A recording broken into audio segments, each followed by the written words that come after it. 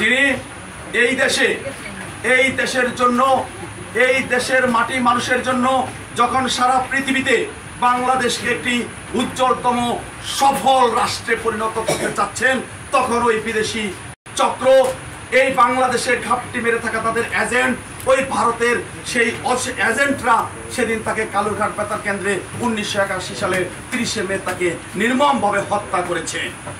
আপনারা জানেন 75 সালে শেখ মুজিবকে যখন হত্যা করা হয়, তারপরে তার লাশ 2 দিন ঘরে পড়েছিল, কেউ ধরতেও যায়নি, কেউ ইন্নালিল্লাহ পড়েনি। কারণ তার আগে 72 থেকে 75 পর্যন্ত তার যে দুঃশাসন ছিল, আজকে যে 15 বছর তোমরা দেখেছো যে দুঃশাসন, সেই সেম দুঃশাসন সেই সময় ছিল। সেই জন্য দেশের মানুষ তার জানাজা পর্যন্ত পড়তে যায়নি, লাশটা পর্যন্ত দাফন করার জন্য তাকে সেখান থেকে নিয়ে আসেনি। এটা ইতিহাস, এটা সবাই জানে। অথচ 1961 সালের 30 মে যখন রেডিওতে ঘোষণা করা হলো যে চট্টগ্রাম সার্কিট হাউসে শহীদ প্রেসিডেন্ট জিয়াউর রহমানকে হত্যা করা হয়েছে, সেদিন যে যেখানে পেরেছে, একজন কৃষক, শ্রমিক, মজুর, জেলে, তাঁতি, নাপিত, দোকানদার, ব্যবসায়ী, তারা সাথে সাথে নিস্তব্ধ হয়ে গেছে সারা বাংলাদেশ। সেদিন মানুষ যেখানে ছিল তারা হাহাকার করেছে তাদের প্রিয় নেতার জন্যে। যখন শহীদ প্রেসিডেন্ট জিয়াউর রহমানকে ঢাকা নিয়ে এসেছে, তখন লক্ষ লক্ষ জনতার ঢল নেমে গেছে। 40 দিন পর্যন্ত এদেশের মানুষ শোক পালন করেছে। যেমনি ভাবে বেগম খালেদা জিয়ার জন্য, দেশ নায়ক তারেক রহমানের জন্য এদেশের মানুষ আজও কাঁদছে। গত 15টি বছর কেটেছে, হয়তো যত যুগান্তরে এই শহীদ প্রেসিডেন্ট জিয়াউর রহমানের পরিবারের জন্য কাঁদবে। এটা ইতিহাস। এই ইতিহাসগুলো লুকিয়ে রাখা হয়েছিল, মিথ্যা ইতিহাস পড়ানো হয়েছিল। একজন খলনায়ককে নায়ক বানানোর চেষ্টা, মহানায়ক বানানোর চেষ্টা করা হয়েছে। অথচ একজন মহানায়কের গৌরব গাথা, কীর্তিকে অবমূল্যায়ন করার বারবার প্রয়াস চালানো হয়েছে। কিন্তু সত্যকে যেমন ধামাচাপা দিয়ে রাখা যায় না, ঠিক তেমনি বারবার জিয়াউর রহমানের উজ্জ্বলতম ইতিহাস এদেশের মানুষের হৃদয়ে বারবার গেঁথে বসে থাকে।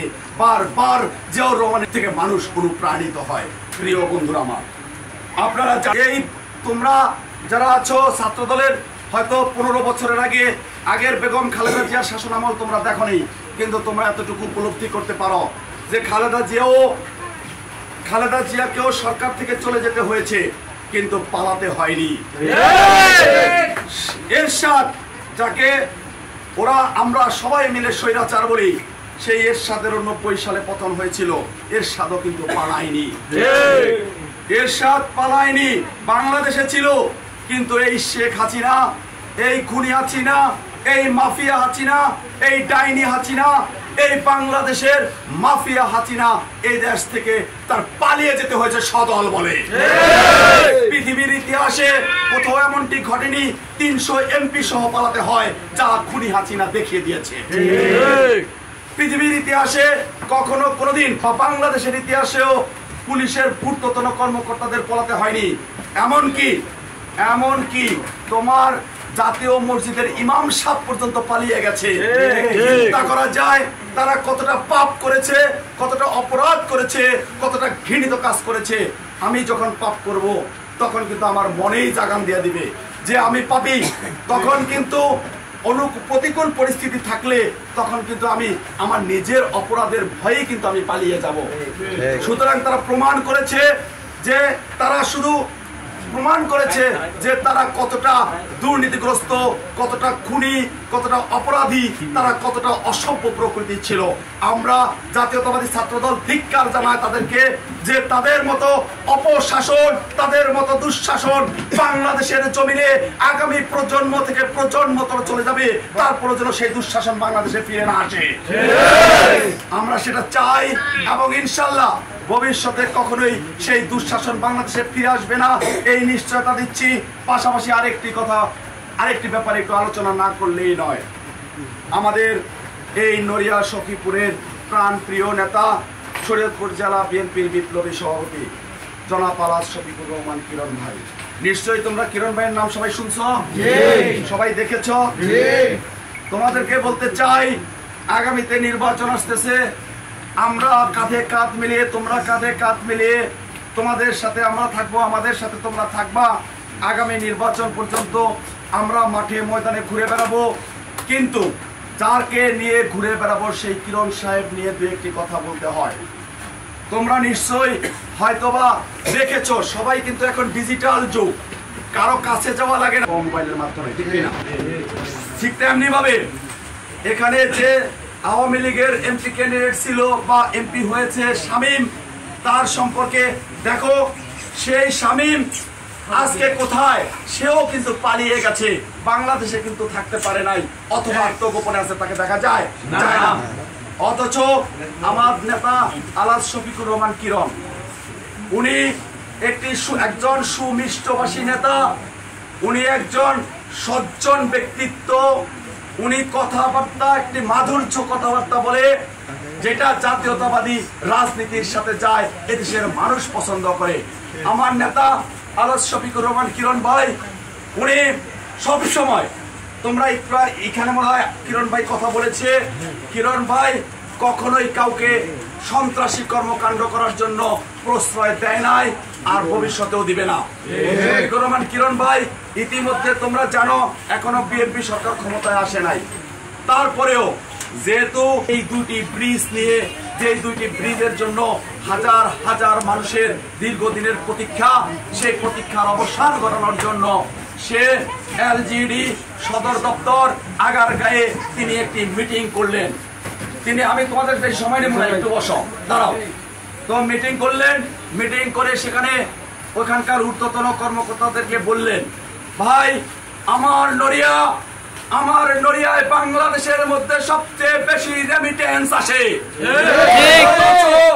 আমার নড়িয়া অবহেলিত, আমার নড়িয়ায় দুটি ব্রিজ আজ 8 বছর হয়ে গেছে, কমপ্লিট হচ্ছে না, জনগণ তার সুফল ভোগ করে না। আমার নড়িয়াকে আর কত আপনারা বঞ্চিত করবেন? আমার নড়িয়ায় তৎকালীন সময়ে যারা নেতৃত্ব দিয়েছে তারা শুধু লুটপাট ভাগ বাটোয়ারা নিয়ে ব্যস্ত ছিল, তারা এই নড়িয়ার উন্নয়নের জন্য তাদের একটু মন কাঁদেনি। তারা শুধু এদেশের মানুষ নৌকা মার্কার প্রতি তাদের একটা পূর্ব আমল থেকে আবেগ করা নয়, চোরাইদের কাজ হচ্ছে চুরি করা। তো সুতরাং তারা এখানে কোনো উন্নয়নমূলক কাজের জন্য তাদের মাথা ব্যথা ছিল না। তো আমার নেতা বলল যে আমার নড়িয়া অবহেলিত, আমার সখীপুর অবহেলিত, আমার এই নড়িয়াকে আপনারা একটু দয়া করে দেখেন, আমার এই নড়িয়ার দুইটা ব্রিজ প্রাথমিকভাবে আপনারা যত দ্রুত সম্ভব আপনারা এটা একটু করার জন্য চেষ্টা করেন। তারা কথা দিয়েছে খুব অল্প সময়ের মধ্যে তারা এই দুটি ব্রিজকে সচল করে দিবে। এরপরে তিনি ছুটে গেলেন কোথায়? তিনি ছুটে গেলেন স্বাস্থ্য অধিদপ্তরে। নড়িয়া সরকারি হাসপাতাল হয়েছে, সেই হাসপাতালের কার্যক্রম চালু করতে পারতেছে না, কে বা কারা। আমার নেতা যার সাথে কথা বলে, আমি হলফ করে, তোমরা হলফ করে বলতে পারবা যে তোমাদের নেতা যার সাথে কথা বলবে, এমন কোন যত বড় শত্রু হোক, তার যত বড় বিরোধী লোক হোক, বলতে হবে যে না, কিরণ সাহেবের কথার মধ্যে মাধুর্য আছে, কিরণ সাহেব একজন ভদ্রলোক, কিরণ সাহেব একজন মাটির মানুষ, কিরণ সাহেব একজন সোনার মানুষ, এটা তাকে বলতে হবে। তার মুখ দিয়ে আমি তার সাথে 15 বছর রাজনীতি করি, কোনদিন একটি খারাপ শব্দ তার মুখ থেকে শুনিনি। অথচ আমরা শুনেছি ওই শামীম সেই ভোট চোর এমপি নাকি তার নেতা কর্মীরাও তার কাছে গেলে নাকি বিশ্রী ভাষায় গালাগালি করতো। অথচ আমার নেতা 15 বছরে, আমি সাক্ষ্য দিয়ে বলছি, 15 বছরে আমার নেতার মুখ থেকে একটা গালি শুনতে পাইনি। আমার নেতাকে কোনোদিন কপাল ঘুচাতে দেখিনি, আমার নেতাকে কখনো হাসি মুখ ছাড়া কথা বলতে দেখিনি। এটা 15 বছরে আমরা খুব কাছ থেকে দেখেছি, আমরা দেখিনি। আমার নেতা প্রায় একটি কথা বলে যে আল্লাহর রহমতে আমার নেতার কোনো অভাব অনটন নেই যে তার চুরি করতে হবে। তিনি যদি এমপি হন তাহলে তিনি বলেছেন, ওয়াদা করেছেন, তিনি যত উন্নয়ন কাজ আছে, যত সেবামূলক কাজ আছে, তিনি তার নিজের টাকা দিয়ে হলেও সেখানে করবেন, সেখান থেকে উন্নয়নের টাকা থেকে তার টাকা খাওয়া লাগবে না। যে আল্লাহর রহমতে তার অনেক টাকা রয়েছে, আল্লাহ তাকে টাকা দিয়েছে, সেই টাকাই তার খেয়ে পড়ে সারা জীবন চলে গেলেও তার শেষ হবে না। সেই কারণে বলছি যে আগামীতে এই কথাগুলো আমাদের এদেশের